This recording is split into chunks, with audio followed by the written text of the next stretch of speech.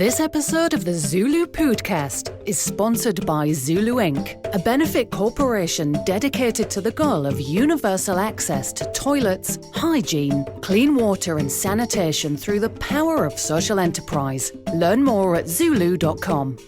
I heard this term the other day. I think, Kelsey, you mentioned it. To be a true missionary, you'd have to have pooped in your pants.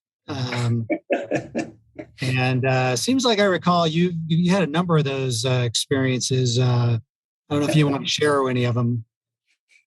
I really have no idea what you're talking about. I really have no idea what you're talking about.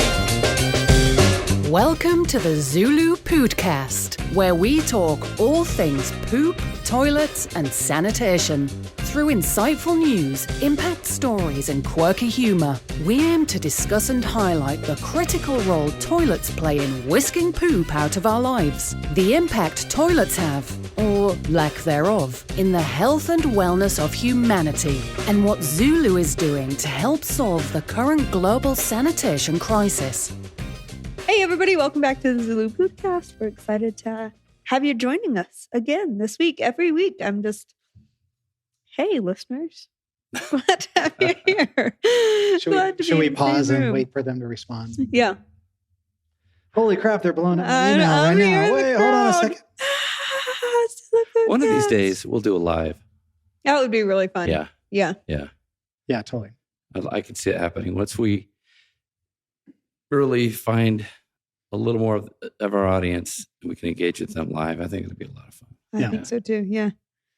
Well, people are always blowing up my phone while this is going, so it must be something going on. We are popular, especially in the sanitation space. So thanks for being here. And also we're excited to have Trevor back again. Yeah. Sorry, everybody. Again.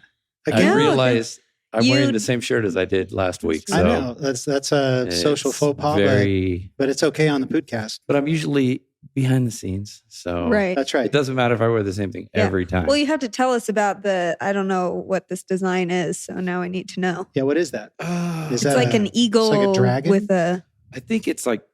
Is it a dragon? No, I think it's motorcycle culture. It's a skull with a motorcycle helmet on, and there's like there's like a serpent coming through it, and an eagle breaking through his head, and an eagle I see it. Talons on it. You know, it's kind of like just the thing that we all deal with. It's kind of like the Mexican flag gone awry.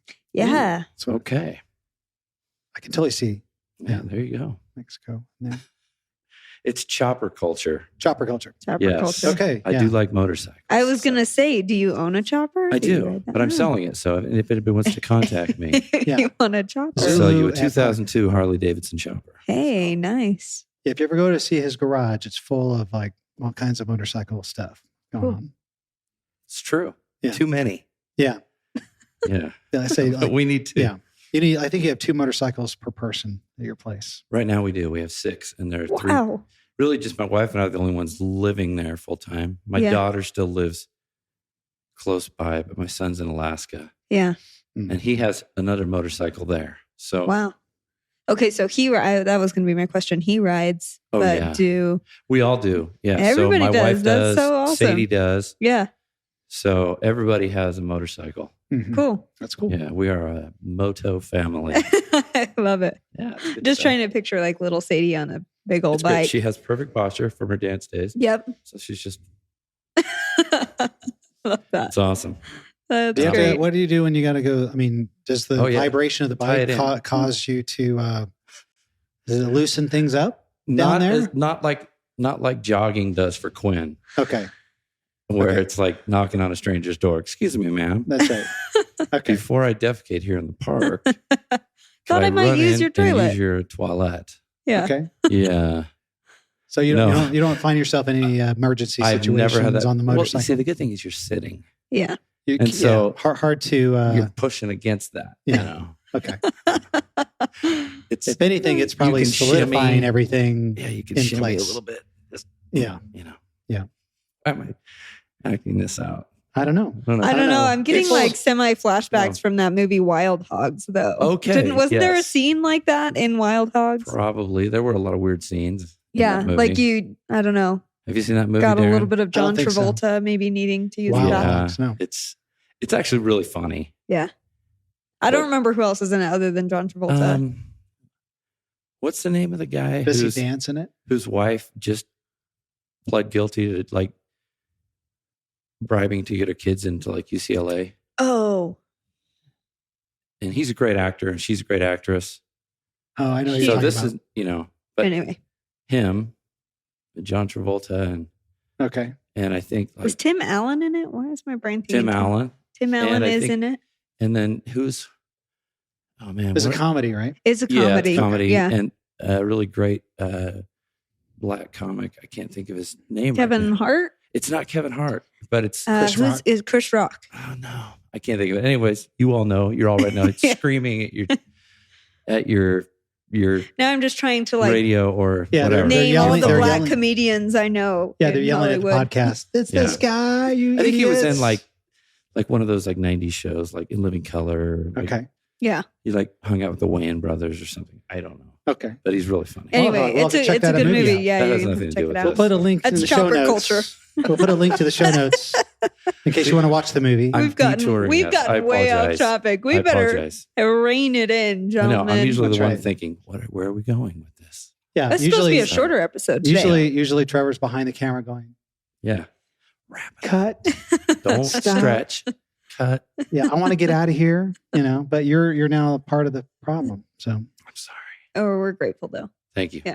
Well, to our listeners, just an anticipation of what we've got lined up for today, some awesome poo news, but then also you'll listen to an interview that Darren and I did with a good friend, Joel Peel. He's a realtor in Austin, Texas, and gave us some exciting updates and some funny quips about toilets and selling your home. And anyway, you'll hear it in just a few seconds. Yeah, stuff that you don't think about, Yeah. When it comes to bathrooms, and it's a critical piece. It's a critical overall, piece.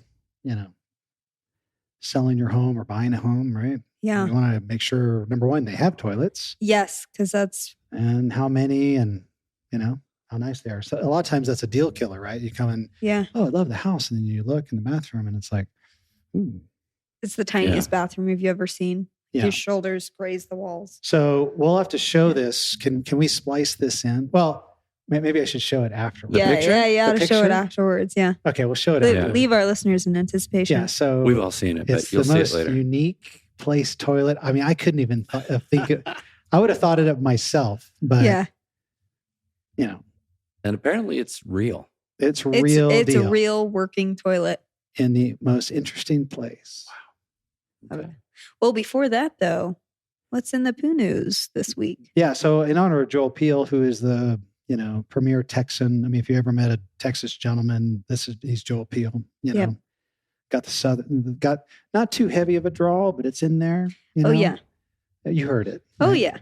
So great friend of mine for years and years, probably too long. But yeah, he's in Texas, and so I thought I'd pick a few Texas fun facts. Not Texas fun fact. Okay. This is a fact. What is Texas toilet paper? Have you ever heard of that newspaper slang? No, I haven't. It's this is like Urban Dictionary slang. Everything's somebody bigger in Texas. Says, give me, what's up with this Texas toilet paper? What are they referring to? What kind of toilet paper are you thinking? I don't know. Are you thinking about like liberal news? Super fluffy toilet paper? No, I'm thinking like sandpaper. Rough, right? Yeah, it's true.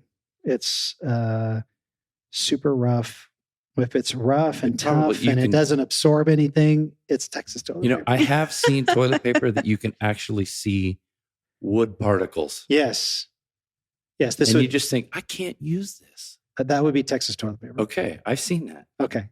Yeah, exactly. Where you hold it up, especially to the light, and you're like, okay, there's just sawdust in this. Right. Wait, this is a literal thing? I thought you were saying this was a figure of speech. It is a figure of speech, but I mean, obviously, if your bum ever encounters super rough, tough, non-absorbent, non-forgiving, painful toilet paper, then you got some Texas toilet paper. Okay. You're a Texas boy. I know, I'm a Texas boy. All right. I'll tell you, I grew up. That was good, McConaughey. I grew up on Texas toilet paper. Let me tell you. Maybe that's why I love a bidet so much. I was going to say, is that what's led you to your love of the bidet? No, I honestly, my mom just went overboard with the softest, Charmin toilet paper. Super good. Yeah, we didn't. Have that we sometimes highlight, these guys at Who Gives a Crap. I mean, they've got a bamboo version, or I think it's a recycled 50% consumer content paper. It borders that. In my opinion, almost Texas style. It's almost Texas toilet paper. Yeah. Is that why it says naughty on it? It is naughty. It's naughty toilet paper. This is cush on the tush. Your bum is saying naughty. Treat me better. So anyway, that's a slang term that you can sort of incorporate into your daily. I will tonight when I get home. Yeah.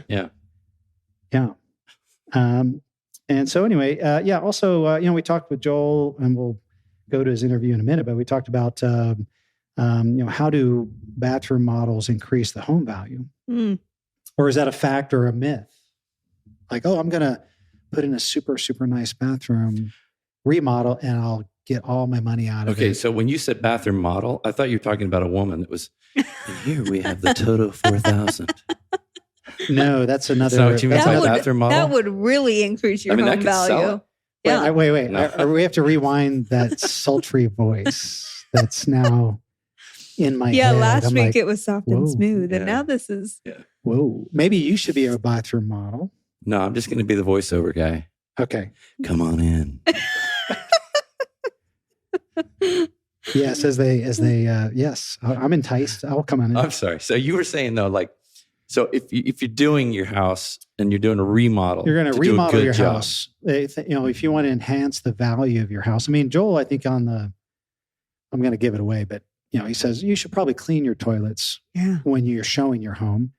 This is, should we add an extra add an extra bathroom to the house before we sell it? Yeah, I think always yes. And the answer most of the time is yes, unless you already have 5 bathrooms in your 5-bedroom house and you're going to add a 6th bathroom, you're not going probably not going to increase. It's not going to increase the value. Yeah. Or if it's in a crappy neighborhood, probably not. No pun intended. Exactly. Yeah. But very common to have maybe a 3-bedroom home, 4-bedroom home, and maybe only 1 bathroom, 2 bathroom. Like 1 bathroom is sort of hard. Sell. Right. That's a death nail right there. Right. Yeah. My wife grew up in a 1-bathroom home. And she said it was very difficult. But anyway, so a lot of people think, I'm going to maybe put a bathroom in the basement, do a little remodel. And so a little poll here. What do you think it enhances the value of the home? Yes. And are you going to be able to recoup all your money? Let's say you're spending, they say the average spend on a bathroom remodel is around $12,000 on the low end. But can really upscale remodels can be as much as $90,000. Yeah. Ooh. Are you going to recoup all of that in your resale? I think yes or no. If it's a yes or no question, I'll say yes. But I think there's caveats to that. Yeah. In that you need to know your neighborhood. Yeah. You need to know what your comps are. Yep. And if you do a $90,000 bathroom remodel in a $200,000 house. Yes, in a 3-bed, 2-bath house. Right. Where your gold-plated toilet with the bidet you're not going to see that. You're not going to see that. Right. But to get $12,000 return plus or whatever out of I'm sure of it. Yeah. Especially if it's like you've actually done your thinking and designing on a bathroom, because I have walked into a good number of bathrooms that are just, who designed this? The shower's like literally this big, the toilet's this close to the sink and your knees are knocking it. Right. Or you don't have like a toilet paper holder anywhere, or it's like on the other side of the bathroom. And there's no place to put it. That's always the most awkward. Do you see that in new homes very often? Yeah, actually, really? I have seen that. It seems like I don't, but I just went through the parade of homes here in Utah County. What did you see that stood out to you? Did they put a lot of thought into the bathroom, or was it sort of the master baths? Beautiful. Yeah.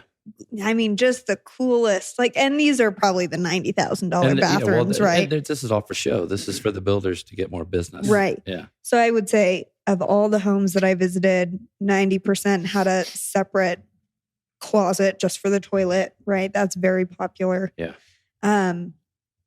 Massive showers with 4 or 5 shower heads, double entry, all glass, vanity plus these massive mirrors off the pool house. I mean, just like coolest. The kinds of things that the people that ZuLoo serves will just never experience. Those are unfortunately not the bathrooms that ZuLoo is. If you built one of them, oh my goodness! If you built a toilet or a bathroom like that in India, they would put their animals in it, and put firewood in it, and maybe live in it.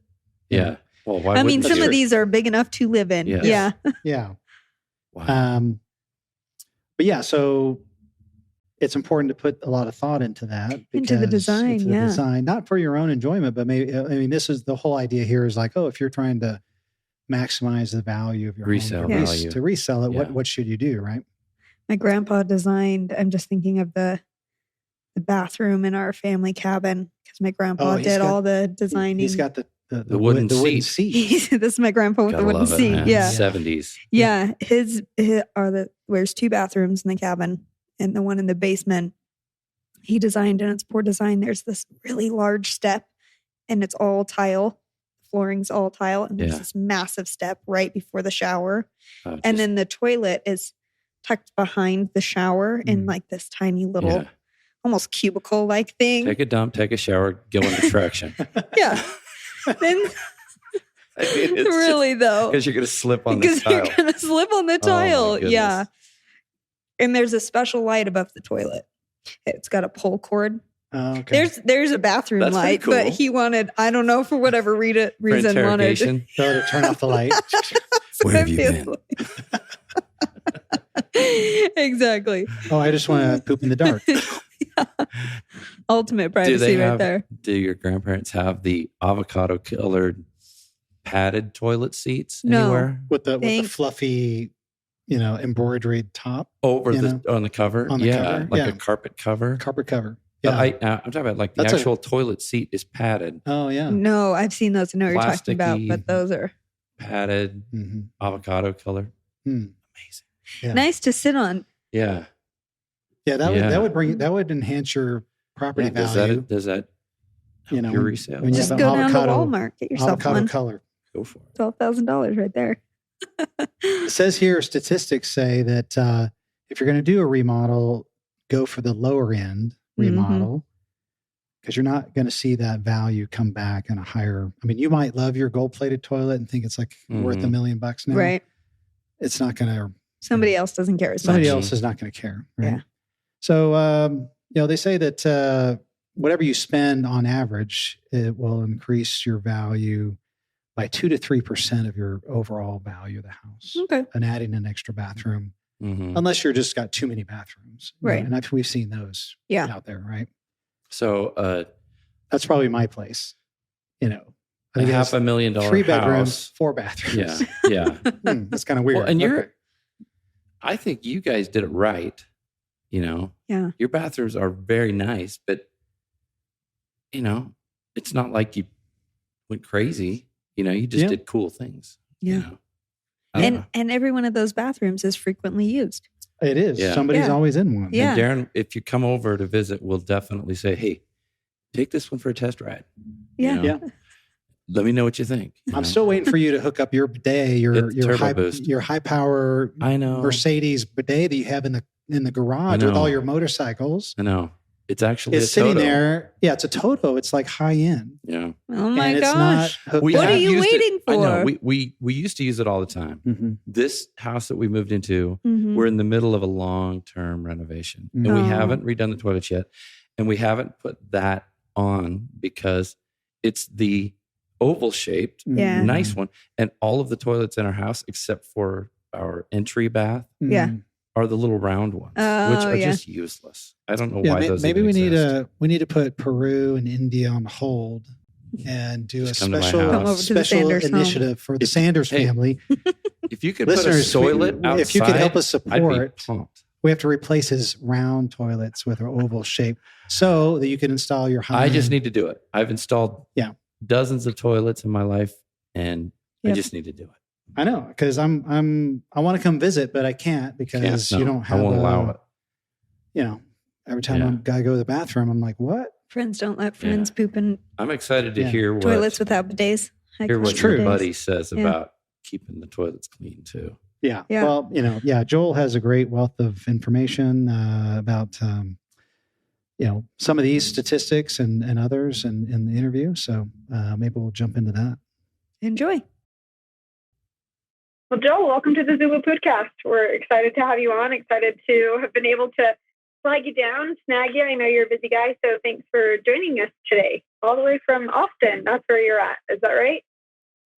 That's correct. Thanks for having me. It's a privilege. Yeah. Tell me a little, I'm a little bit new. I think we've met once or twice, but tell me a little bit about your connection to ZuLoo.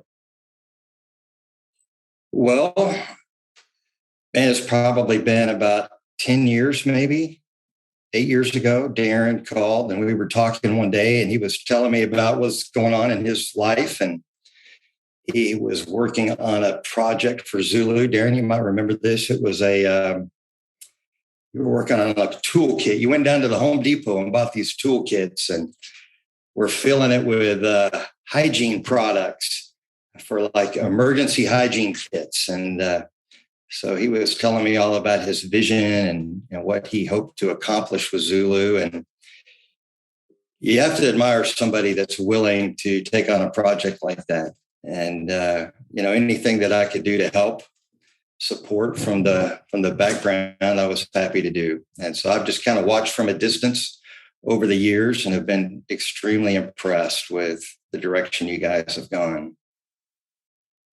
Well, Joel, you've been, we've known each other longer than that. We go back to the mission days. I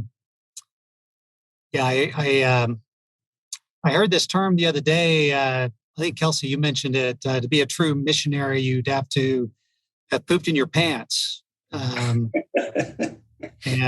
seems like I recall you had a number of those experiences. I don't know if you want to share any of them. I really have no idea what you're talking about. I really have no idea what you're talking about.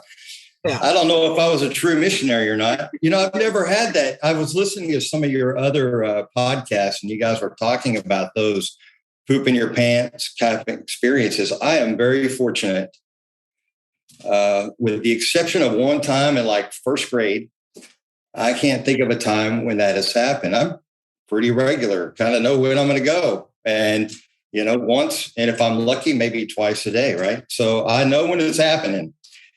My problem is on the other side. When I have to pee, well, I got to pee. And it comes on quick and I'm running to a bathroom. But no poop in my pants stories from my mission days. Sorry. That must have been somebody else you were talking to. Okay. Well, that's good to know. First grade. That's pretty... we'll ask you about that another time. But I know I was first talking about ZuLoo. I remember you flying out and checking out the hygiene kit, and you were gracious enough to come on in the early days as one of ZuLoo's outside directors and of the nonprofit. And you've got a fairly impressive resume when it comes to the nonprofit sector. I know you're all about real estate and for-profit now, but you were the director, I think, executive director of the YMCA, correct? In Dallas? I spent about 25 years working for that organization in different locations in Dallas and Oklahoma City and in Fort Worth and here in Austin. Great opportunity to work for a community organization that's driven by whatever the needs of the community are. And had a great chance to work with volunteer boards that were our leaders and kind of helped us set our priorities. But they were also great advocates for what we were doing out in the community. So I've had a lot of great examples of wonderful volunteers that have supported organizations on the peripheral. And so I was glad to be able to do a little bit. I didn't do a whole lot, but whatever I was able to do, I was happy to do so. Yeah. Well, maybe tell our listeners about the YMCA. A lot of people are not familiar with the YMCA, what it does. So the YMCA is a community-based service organization that helps the community in various ways. And it could vary from city to city. I think most of the time you'll find facilities that have fitness centers to help people with their wellness. They'll have programs for kids in regards to youth sports and childcare. They've got other programs for adults, job readiness programs, programs to help folks that are cancer survivors. There's really a long list of things, and it's evolved over the years because our society has evolved and community needs have changed. But it's a great organization. It's done wonderful things. I'm not too connected with them anymore, so I'm probably not the best spokesperson for them, but it is a great organization, and it's worldwide. It's not in every country, but it is all over the world. Yeah, that's great. That's great. So yeah, now you're a realtor full time in Austin. We were chatting the other day about maybe some tips or things that people might want to consider when they're listing their homes when it comes to their restroom. Oftentimes, it's maybe the last thing that somebody thinks about when they either buy a house or selling a house. But what's your experience as a realtor in that regard? I would say at a minimum, clean your toilet before it goes on the market. I mean, at a minimum, make sure it's clean and looking fresh. But it's pretty interesting. I think the toilet is like the last frontier and what people are doing to upgrade and spruce up their home. I mean, it is such an afterthought, and it's pretty important to all of us. So you think it might hold a little higher spot on the things to make sure was just right when selling your house. But I've seen some strange things. I've seen some kind of crazy toilets. Things like lids that are painted gold. People want to sit on a gold seat for whatever reason. I don't know.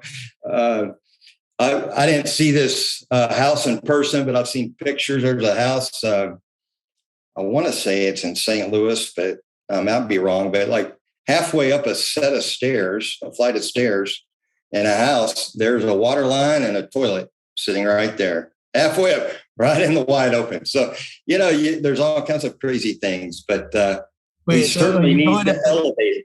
Are you going up the stairs and then there's a little enclave that has a toilet there? Is that? No enclave. So imagine you're going up a flight of stairs, you're halfway up, and then the stairs like turn to the left. So you've got this little landing area. Okay. Right there in the landing area. You can see the water lines coming up out from the floor and connecting to the toilet. And, pretty interesting things. I don't know. That's a great. I mean, I'd buy that house. That's amazing. You never know. I mean, I can't tell you how many times I've been halfway up the stairs. I'm like, I need to go to the bathroom. But can't you just 4 more steps? I just need 4 more steps. If I can make it 4, certainly you can make it 4 more steps. But they're proud of their toilets, so that's great. That's great. And there's technology hasn't really made its way to the toilet world in regards to mainstream. You got those lids that lift and close themselves, and built-in bidets, and all kinds of these features and options. And man, all you see is just that cheap builder-grade toilet in bedrooms or bathrooms, and it's time to focus on that a little bit more, I think. Yeah, absolutely. There's sort of that divide where your everyday toilet is definitely still that basic. Okay, everybody's got this. Everybody knows how this works. And then, though, there are those super homes that have toilets that you're like, I didn't even know that these things could do this. All the bidet functions, all the heated toilet seats, all the most advanced technology in terms of like water conservation. So yeah, it's out there, but it's not out there to the general public. Absolutely.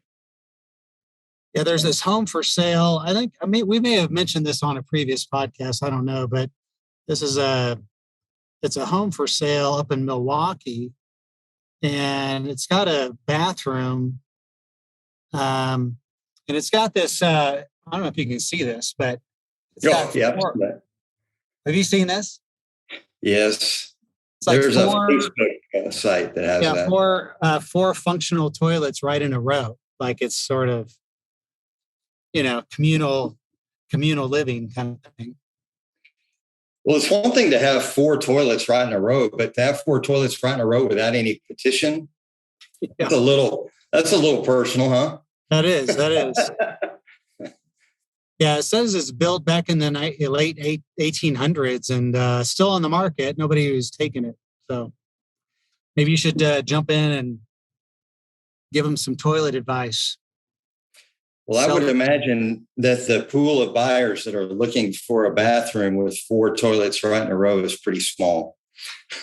but I'm sure the buyer's out there somewhere. Anything can be remodeled and changed up and maybe a little more functional. Although, I guess if you got a lot of kids, that's pretty functional.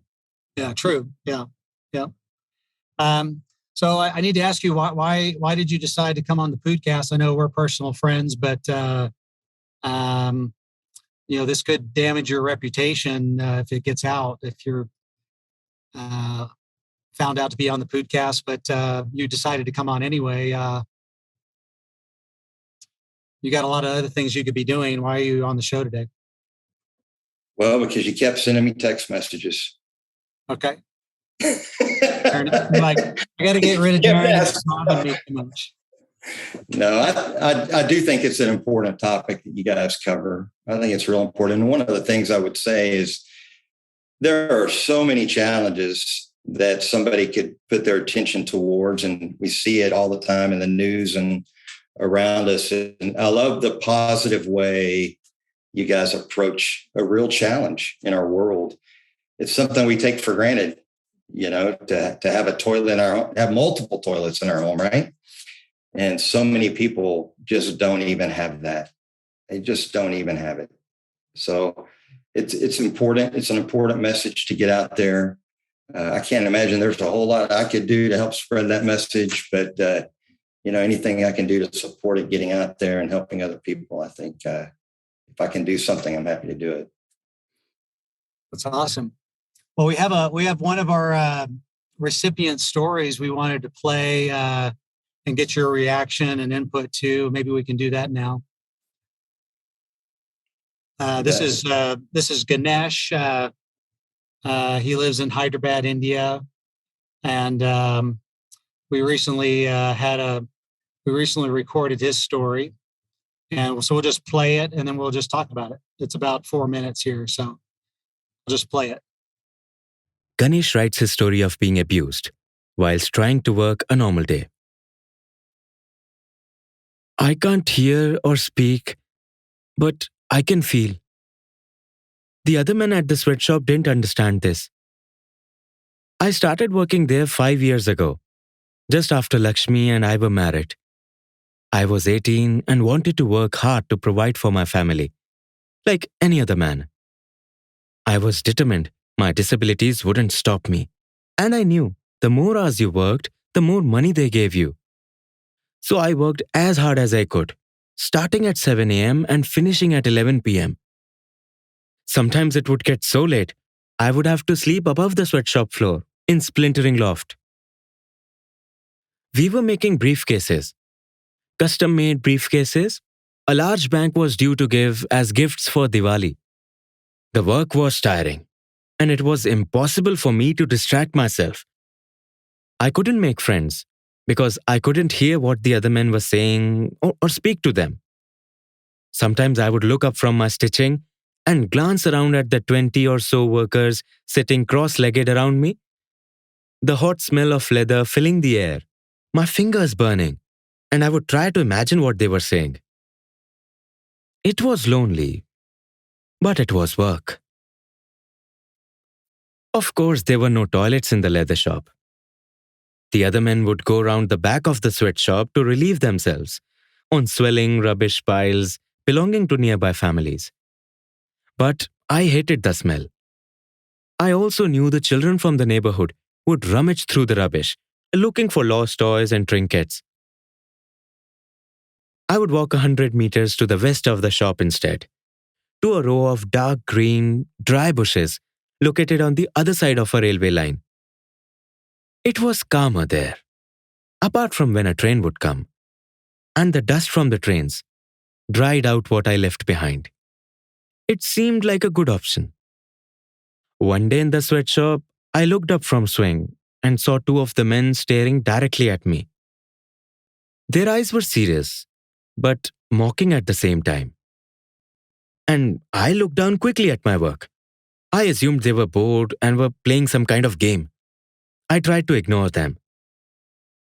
At lunch, I made my way to the railway line as usual, stepping carefully over the muddy metal tracks and slipping behind the thorny bushes.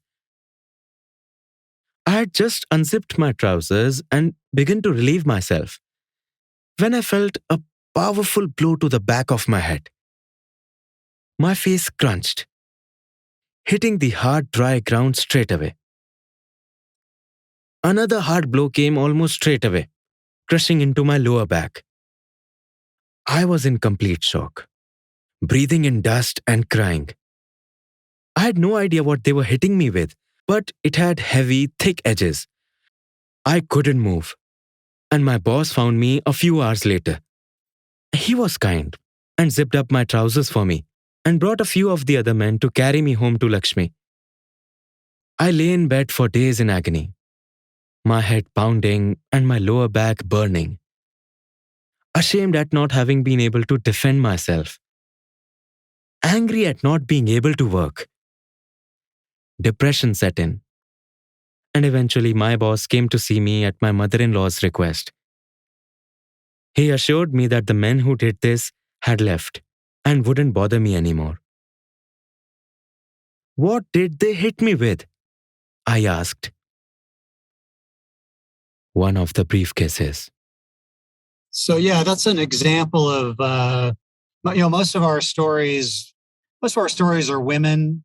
This is one of the rare stories we have of a man who was subjected to physical violence. And violence when you're defecating out in the open, it's a vulnerable position to be in, right? Because you're usually crouching and people that are going to take advantage of you in different ways. Well, they know that that's an opportunity to do so. And this is one of the rare stories we have of a man who was obviously physically abused while he was out in the open. And so, aside from the sanitary aspects of toilets, right, the whole idea of a safe place, safe from bodily harm from others who might cause harm. That's certainly a big factor when it comes to not only women but men as well, and young children, as we've heard. I think Kelsey, in one of the previous podcasts we had with Rudy, she talked about children being subjected to unsafe conditions, having to go out in the open without any private toilet to use. But anyway, this is just a kind of a rare story we have that we thought we would highlight. Ganesh and his wife were the recipients of a ZuLoo toilet back in 2019, and so anyway, that's a story that he shared with us. Anyway, what any thoughts? I think he's a perfect example of why I'm so impressed that y'all are doing what you're doing. I mean, to be able to go to work and put in an honest day's labor to provide for your family is so important. I mean, we need that. We have to do that. And to not feel protected when needing to take care of a very normal bodily function makes that really hard. I can't imagine the challenge that he went through just emotionally when he was able to go back to work. It's also amazing too that people can be so mean when somebody's in such a vulnerable state, to take advantage of them in that way. And so I think it's wonderful what you guys are doing. I certainly believe that it's something we take for granted in quote unquote the civilized world. I don't mean to say that places that don't have toilets aren't civilized, but I think that there's a lot that we could do to help. I mean, I'm walking through homes being built all the time, and we're going through some supply chain shortages in regards to appliances or light switches and different things like that. I've not heard of any supply chain shortages in regards to toilets. I guess I would put a challenge out there if anybody were to hear this, had the ability to do so, to the manufacturers and the builders that build houses across the country, to share some of the wealth, and for every toilet they install in a house, provide a toilet somewhere in the world where they don't have them, so that people can go to work and feel safe. Girls can go to school and not worry about needing to go into the restroom. And it's such a need, and we take it for granted. So kudos to you guys for helping him and his family. And that's a tough story to hear, though. Yeah, one of our last podcasts, I think Melissa Seavey had mentioned that that's such a high leverage device, meaning high leverage, high impact, very, very little cost to actually install it and implement it. Yet it has such a high leverage effect in the lives of people who do have it. And so, I mean, ZuLoo, we certainly love to partner with other organizations that are not only building the toilets, but also providing, products for our civilized world, or the first world, like we call it. Because there's, so much that can be done to build toilets around the world, So, yeah, I agree. Yeah. We'll make it happen. You got the energy to do it. I'm sure. Thank you. With your encouragement, we are.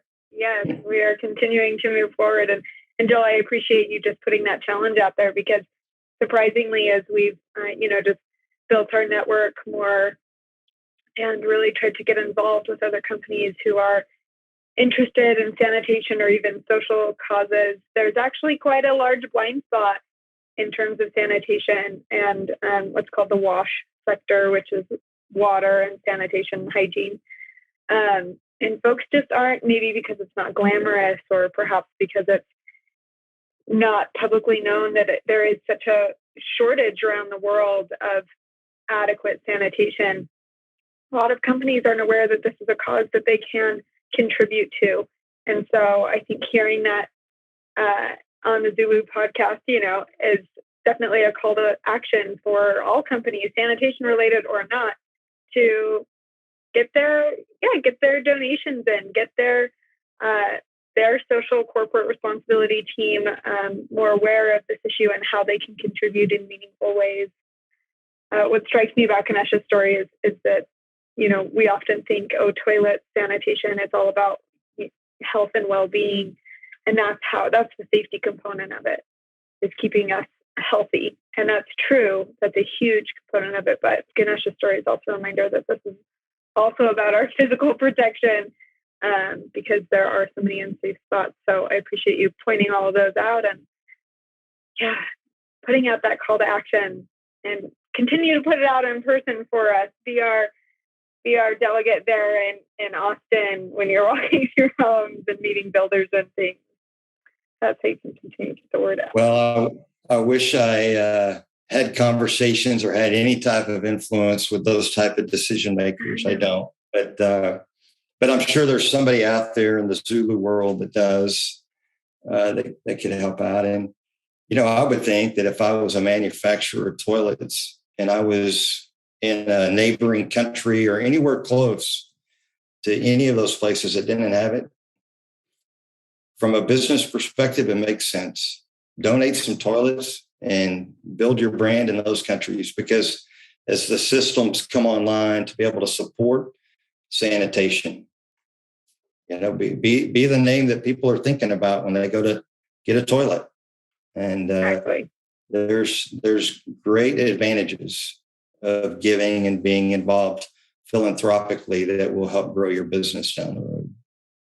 Absolutely. Well, Joel, thank you so much for joining us on today's episode. We're out of time, unfortunately, but it was great to connect with you again, and great to hear your side of things as a realtor, hear some boogie stories. So we also wish you that the true missionary never comes to be for you. I wish that upon you. I hope that is not in your future. Yeah, I always thought I did a pretty good job until now. I don't know, Darren. You kind of deflated me a little bit. Oh, man. I'm just kidding. You're a true missionary in another sense. We're thankful for that work. Well, I appreciate what you guys are doing. It is a privilege to be here, honored to be here. Not quite sure why you wanted me to be here, but hopefully I was able to contribute in some small way. Absolutely, you were. We're grateful to have you and your perspective, and thankful for your time, Joel. We'll be in touch in the future, and good luck selling those houses. You bet. Thank you very much. Thanks, care. Joel. You take care. Bye-bye. Okay. Joel, it was so fun. I totally had forgotten that I'd met him once or twice. So it's fun to reconnect with him and hear some of his crazy bathroom. He's got the best Texas accent. He does, yeah. It's sort of subtle and, maybe not as romantic as Trevor. That's all right. The deep, sultry voice, but it's got just a genuine richness to it. I can listen to Joel talk all day. What happened to your accent, Darren? It was suppressed. By who? By my parents. My parents were born and raised in Mississippi. Mm-hmm. Yeah, and I think they consciously that's a made heavy an effort. Southern draw. I was raised on CNN, right? CNN, Okay. And they said, talk like these people. Really? On CNN, right? And so, which is kind of weird because CNN's from Atlanta originally. Listen to Wolf Blitzer and Anderson Cooper. That's right. And so, talk like these guys. So my parents don't have an accent. I don't think they do. Yeah. No, they don't. My dad maybe a little bit, but yeah. But I go to visit my cousins in Mississippi, and I can't understand. Yeah. I'm like, what are you saying? Yeah. He said, how's your mom and them? I'm like, who? What? How's your mom and them? Your mom and how is your mom and them? It's all one word. Yeah. It's that's I remember meeting Joel and he's got the Texas accent, and I'm like, that's funny that you're both from Texas and you both served missions for your church in Utah, and that's where you met. Which is interesting. I'm just putting that together. Cool. Yeah, which is interesting because everybody, like all the missionaries that came to Utah, they're from Mississippi, Georgia, Alabama, Florida. There's like this big southern wave, that we were a part of, and it was fun. But I try to fake the accent, and my wife's like, no, don't do it. It's just she's the one that does the accent. She does any kind of accent. In fact, she's amazing at that. In fact, she's good friends with one of my other friends from Mississippi, Lee Collins, if you're listening. And I could tell when my wife Shannon's been on the phone talking to Lee because it's thick. Because then she starts to mimic that. Within a minute, she'll start talking like, she's from Mobile, Alabama. Y'all gonna go get some 7-Up? Yeah, exactly right. Get yourself a Coca-Cola. That's right. So Head good. on down to Mississippi. There you go. You're good at accents too, Trevor. There you go, man. You could fit right in. Anyway, but Joel's awesome. Awesome. How about that toilet in the landing? Okay, Did you see it? I'll make sure we put the picture up. Oh, you'll see it. Yeah. Yeah. So he just gotta look at it again. So I don't know if you can see this, but we'll put up a full size shot of it. But that's incredible. Anyway, so he said this is a legit listing that he had where you walk in and he didn't know what to make of it. Do I count this as a bathroom? No. That's got to bring the value down. That's got to bring this would probably be a negative to most buyers, right? They walk in. You have to step over a toilet. Except for me, I would probably pay more for this. For that. Just for the effect. Just as a talking point. If you lived alone, that would be pretty cool. Yeah, I don't think my wife would let me have. But it's on carpet though too. Yeah, plus it's on carpet too. Oh. Yeah, so I didn't hear the interview. I'll listen to it with all of you. Did he say anything about carpet in bathrooms?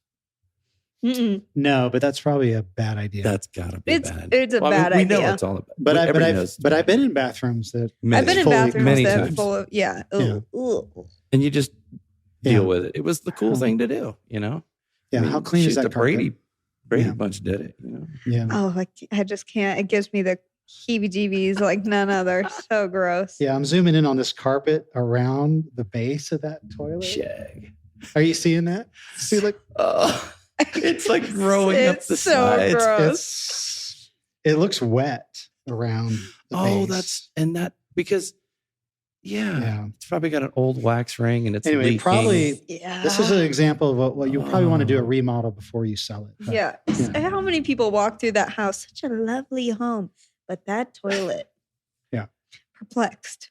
Well, yeah, it's just an instant. Well, we're gonna have it's a beautiful home, but that's got to go. So we need to do it. Yeah, we ought to send this to Chip and Joanna Gaines and have them go. There's no toilet paper holder anywhere. There's no toilet paper even. Yeah, you're just maybe you carry it up the stairs with you and then take it on up. I guess. Well, you got to go wash your hands somewhere else anyway. So yeah, true. Yeah. How gross is that banister? Goodness. We don't know. Oh. See, all the things you start thinking about. There's no sink in the stairway. And do you think it's used more on the way up or on the way down? On the way up. On the way up. You're probably more strained on the way up. Yeah. Yeah, exactly. Or maybe if you're the Taco Bell just hit. Yeah. Maybe if you're in a hurry, maybe it's convenient on the way out the door. Yeah. Anyway, fascinating. Awesome. Fascinating stuff in Texas. Only in Texas. Only in Texas. Yeah. Some things only happen in Texas. Texas is cool.